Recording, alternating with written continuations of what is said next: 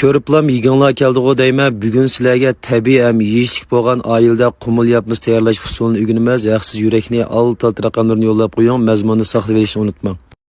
Qazonimizga may qo'yib olgandan keyin oldin tayyorlab olgan qo'y go'shtini solamiz. Qo'y go'shtini yo'g'roq to'g'rab solamiz. Buni qiyni qashqich qo'raymiz.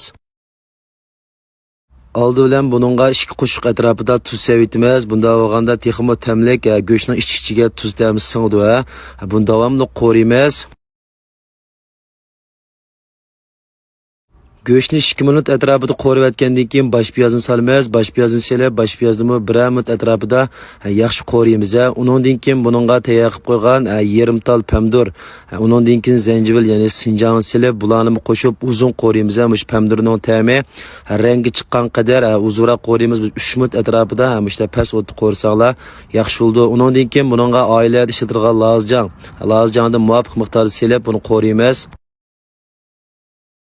Rangi musholat kelgich qo'raymiz. Undan keyin savzular yo'lan silib birdam qo'rib etgandan keyin buningga sovuq suv jolaymiz. Suvni chiqaroq jolaymiz, chunki buning ustiga xamir yapamiz.